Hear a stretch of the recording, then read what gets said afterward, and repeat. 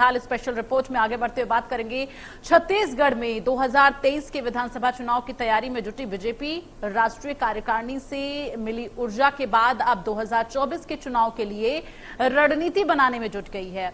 इसके लिए 11 जुलाई को दुर्ग में पार्टी के प्रदेश अधिकारियों की बैठक रखी गई है, जिसमें प्रदेश प्रभारी डी पुरंदेश्वरी और सह प्रभारी नितिन नवीन के साथ ही बाकी पदाधिकारी शामिल होंगे। इसमें विधानसभा चुनाव के समानांतर लोकसभा चुनाव के लिए काम करने की रणनीति तैयार की जाएगी। हैदराबाद में आयोजित राष्ट्रीय कार्यकारिणी की बैठक रविवार को समाप्त होने के बाद उसमें शामिल प्रदेश के कुछ नेता रविवार रात लौट आए। बाकियों के लौटने से पहले संगठन की तरफ से प्रदेश पदाधिकारियों की बैठक की तैयारी शुरू कर दी गई है। सबसे बड़ा सवाल यह है कि बीजेपी किस पर दांव लगाएगी। रमन सिंह के बाद कोई बड़ा चेहरा सामने नजर नहीं आ रहा, तो क्या संगठन से कोई चेहरा लेकर बीजेपी आएगी या बीजेपी को आक्रामक चेहरे की ही तलाश है या बीजेपी किसी आदिवासी चेहरे की तलाश में है। और ज्यादा जानकारी के साथ ओम प्रकाश चंद्राकर ब्यूरो चीफ हमारे साथ लाइव जुड़ गए हैं। ओम प्रकाश, जिस तरह से लगातार अब यहां पर कई बड़े सवाल जो हैं खड़े होने लगे हैं, रमन सिंह के बाद आदिवासी चेहरे की क्या तलाश में है बीजेपी, ऐसे कई बड़े सवाल जो है उठ रहे हैं। जिस तरह से हैदराबाद में जो बैठक आयोजित हुई राष्ट्रीय कार्यकारिणी की बैठक, इसमें कई अहम फैसले लिए गए, कई मुद्दे जो थे जो चर्चा में रहे और उन्हें अभी जमीनी स्तर तक इम्प्लीमेंट करना है। जाहिर तौर पे कई दिशा निर्देश राज्य के जो पदाधिकारी शामिल हुए थे छत्तीसगढ़ के अंदर उन्हें दिए गए हैं। इसी के तहत 2023 और की तैयारी में तो भाजपा पहले ही जुटी थी और 2024 की तैयारियों में भी जुटे रहने के उन्हें निर्देश मिले हैं। इसी कड़ी में 11 तारीख को बैठक जो आयोजित की गई है दुर्ग में, इसमें कई महत्वपूर्ण फैसले लिए जा सकते हैं। मोदी सरकार के जो 8 साल के जो कार्यकाल रहे हैं, क्या क्या उपलब्धियां रही है, क्या क्या चुनौतियां रही, इनको तो जनता तक ले जाने की जिम्मेदारी जो है प्रदेश के नेताओं को दी गई है। साथ ही यदि हम बात करें छत्तीसगढ़ के अंदर आज नेतृत्व की क्षमता को लेकर लगातार सवाल उठाए जा रहे हैं।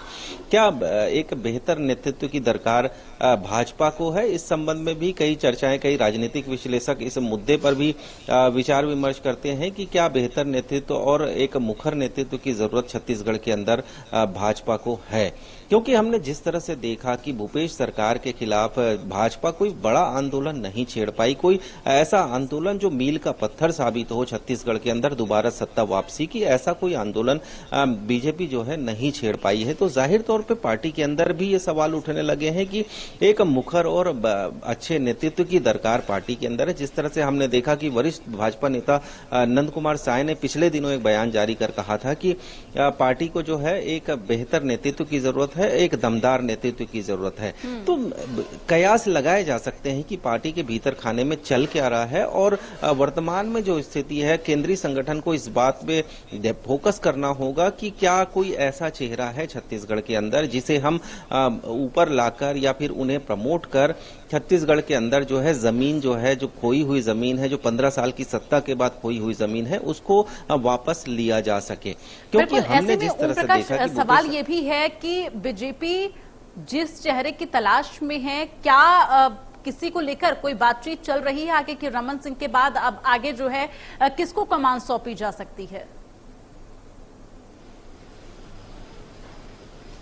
देखिए, फिलहाल प्रदेश अध्यक्ष के तौर पर विष्णुदेव साय जो है उनका वो अभी काबिज हैं और उनका कार्यकाल कुछ ही महीनों में या साल में कह सकते हैं खत्म हो रहा है। उससे पहले नेतृत्व परिवर्तन की बात कही जा रही थी पार्टी के अंदर से भीतर खाने में इस बात की चर्चा आम थी कि नेतृत्व परिवर्तन किया जा सकता है। इसमें कई लोगों के नाम हैं, जैसे जिस तरह से हमने कहा कि एक सांसद का नाम है, इसमें कई लोगों के ऐसे नाम हैं जो दावेदारी कर सकते हैं और इन्हें भाजपा जो है प्रमोट कर सकती है। क्योंकि जातिगत समीकरण भी सबसे अहम सवाल ये उठता है कि जातिगत समीकरण छत्तीसगढ़ के अंदर काफी महत्व रखता है। अगर एक आम वोटर की बात करें, जिस तरह से ओबीसी वर्ग से बात कही जा रही है कि ओबीसी वर्ग के नेता को तरजीह दी जा सकती है नए नेतृत्व में, तो जाहिर तौर पे ओबीसी दूसरा अगर ऑप्शन यदि भाजपा के पास बचता है तो वो है आदिवासी समाज से चेहरा, क्योंकि आदिवासी सीटों की संख्या बहुतायत है छत्तीसगढ़ के अंदर। बस्तर की यदि बात की जाए तो 11 सीटें बस्तर की है। इसके अलावा सरगुजा की 14 सीटें हैं, जिसमें सामान्य सीटें भी शामिल है। तो जाहिर तौर पे एक बड़ा जो बहुमत है, तमाम जानकारी के लिए आदिवासी ओम प्रकाश सीटों का बहुत रहा बहुत है। धन्यवाद। और आगे भी आपसे अपडेट लेते रहेंगे, क्योंकि 11 जुलाई को बैठक होनी है और अब देखना यह है कि इस बैठक में किस तरह की रणनीति बीजेपी के द्वारा तैयार की जाएगी। और मध्य प्रदेश, छत्तीसगढ़ की हर खबर सीधे आपके मोबाइल फोन पर। अभी सब्सक्राइब करें हमारा चैनल और पाएं पल पल की खबर।